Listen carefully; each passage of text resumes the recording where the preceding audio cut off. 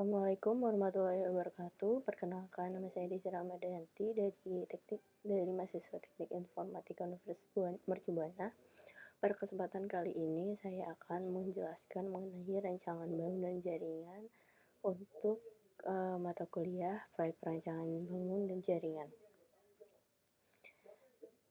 Di sini sudah terdapat denah kantor 2 lantai yang nantinya akan dibuat jaringannya.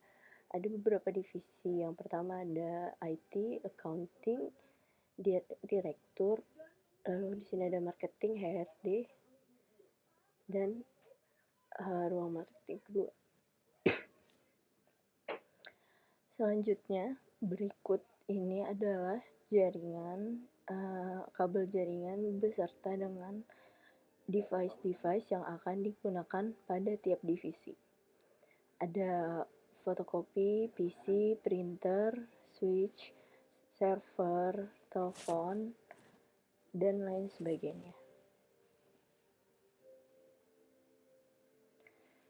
Lalu yang kedua ada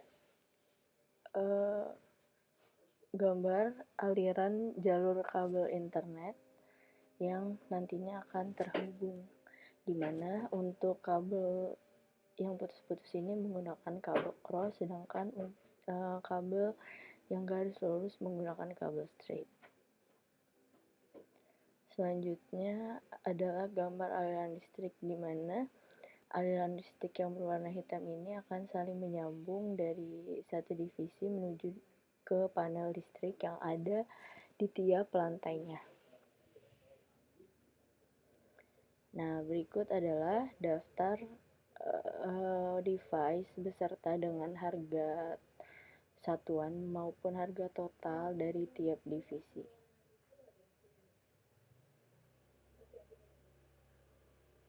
Setelah membuat denah dan aliran kabel beserta aliran listriknya, berikut adalah topologi jaringan yang akan digunakan pada kantor tersebut.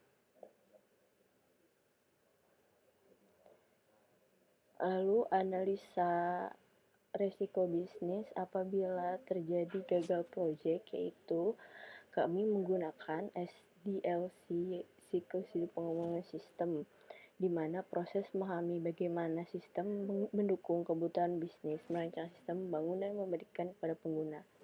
SDLC ini punya 4 tahap. Yang pertama planning, analysis, design, dan implementation. Setiap fase dari SDLC memiliki beberapa serangkaian. Yang pertama ada project identification, feasibility analysis,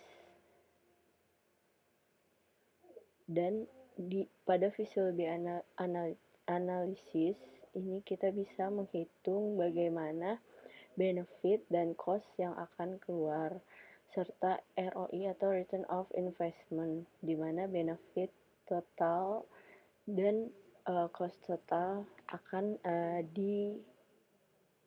dihitung.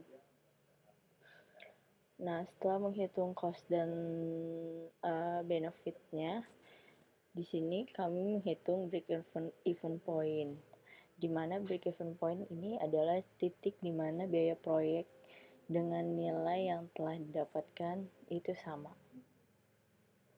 Lalu ada graph break-even point. Yang terakhir, bagaimana penilaian risiko pada proyek yang nanti akan dijalankan. Untuk menentukan kemungkinan risiko yang timbul selama pengembangan jaringan, maka ada 9 langkah yang akan kami lakukan, yaitu menentukan karakteristik dari sistem tersebut, mengidentifikasi ancamannya, mengidentifikasi kelemahan dari sistem, menganalisa pengawasan, menentukan beberapa kemungkinan pemecahan masalah, menganalisa pengaruh risiko terhadap pengembangan sistem, menentukan risiko, merekomendasikan cara pengendalian risiko, mendokumentasikan hasil keputusan.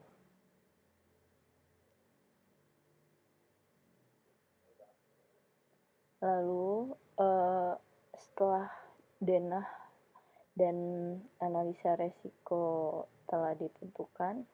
Selanjutnya yaitu melakukan asesmen dari aset yang ada pada perusahaan.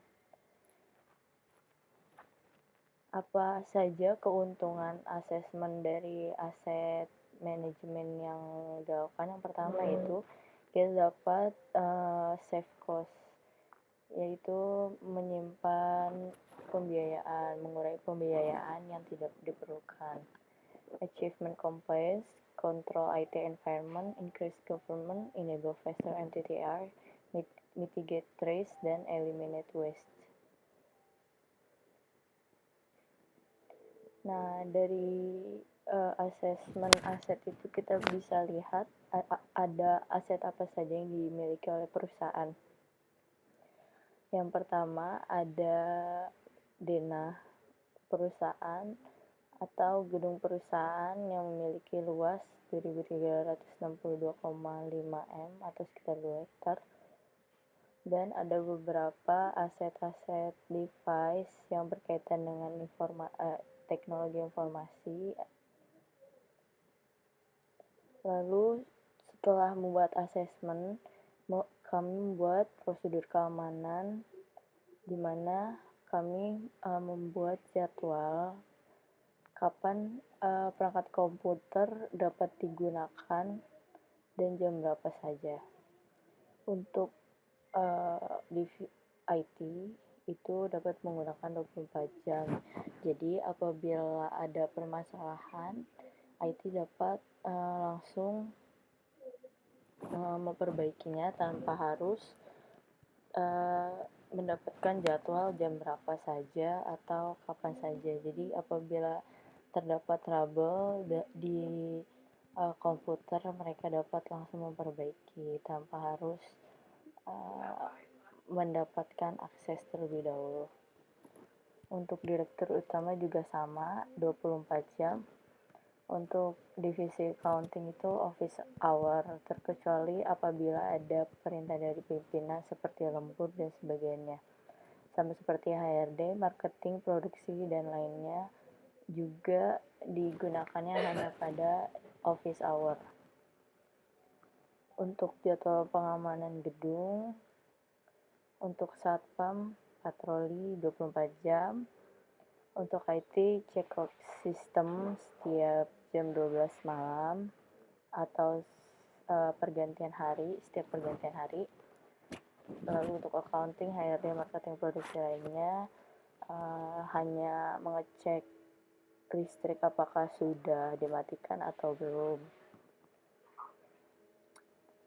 Lalu prosedur untuk masalah apabila pencurian perangkat jaringan, kami sudah membuat prosedurnya seperti dengan berkoordinasi dengan aparat keamanan terkait melakukan pendekatan dengan tokoh masyarakat seperti TNI dan Polri.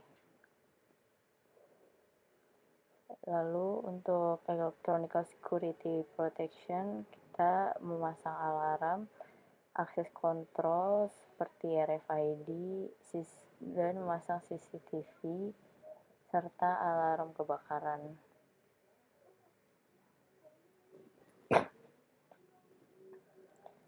Prosedur security protection seperti SOP, rencana darurat untuk melindungi staf, hak milik, aset, dan informasi sehingga tidak terjadi kehilangan atau tindak kriminal. Manpower protection seperti perlindungan sumber daya manusia, misalkan security, polisi, dan TNI. Prosedur akses atau otorisasi penggunaan device. Untuk direktur utama itu semua device dapat digunakan oleh dirut. Untuk IT itu juga semua device dan di bawah pengawasan dirut langsung. Untuk accounting hanya beberapa device seperti komputer, printer, telepon, fax, dan fotokopi. Untuk lainnya sesuai dengan kebutuhan. Prosedur penggunaan PC, bagaimana penjadwalan dan cara perawatan PC agar tetap aman dari virus.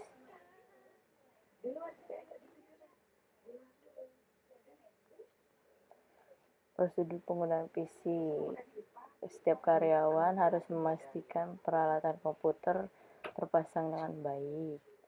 Lalu memperhatikan aliran listrik, gunakan alat bantuan dalam tegangan listrik, lalu menekan tombol power, menunggu proses opening, dan komputer siap digunakan.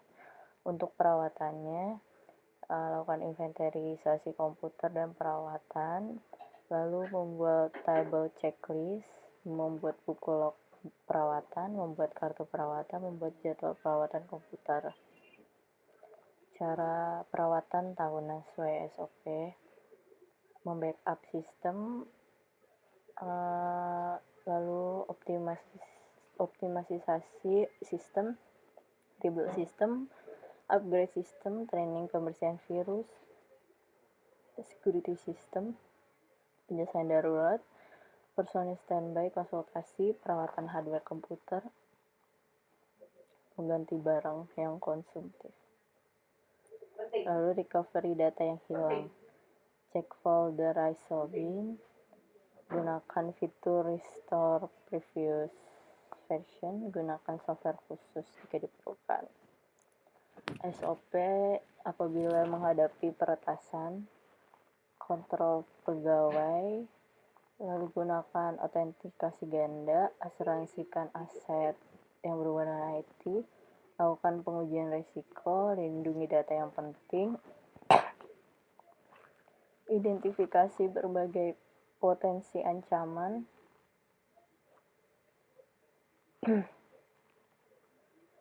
lalu apabila ada tim audit forensik, salah satu perusahaan yang mengadakan itu Wirama Utama dengan prosedur sebagai berikut. Yang pertama, identifikasi masalah, bicara dengan klien, pemeriksa pendahuluan, pengembangan rencana pemeriksaan lanjutan, penyusunan laporan. Apabila ditemukan pelaku yang merusak keamanan komputer, yang pertama yaitu melakukan pengamanan pada pelaku, lalu investigasi kronologi, lalu terakhir hasil investigasi. Prosedur untuk keamanan komputer melalui penerapan IDS yaitu dengan sebagai berikut: mencegah risiko keamanan yang terus meningkat, mendeteksi serangan dan pelanggaran keamanan sistem jaringan yang tidak bisa dicegah, mendeteksi serangan awal, mengamankan file yang keluar dari jaringan, mengendali rancangan keamanan, menyediakan informasi akurat terhadap gangguan secara langsung. Lalu prosedur untuk implementasi keamanan komputer melalui penerapan IPS yaitu pengukuran kinerja keamanan, serangan brute force attack, penyerangan dengan satu penyerang. Prosedur IT untuk implementasi keamanan komputer melalui penerapan firewall pada sebuah perusahaan yaitu memblokir protokol ICMP, memblokir protokol TCP, memblokir protokol untuk file transfer FTP, memblokir protokol TCP untuk HTTP, memblokir protokol TCP untuk akses remote protokol. Sekian presentasi dari saya. Mohon maaf apabila ada kekurangan. Wassalamualaikum warahmatullahi wabarakatuh.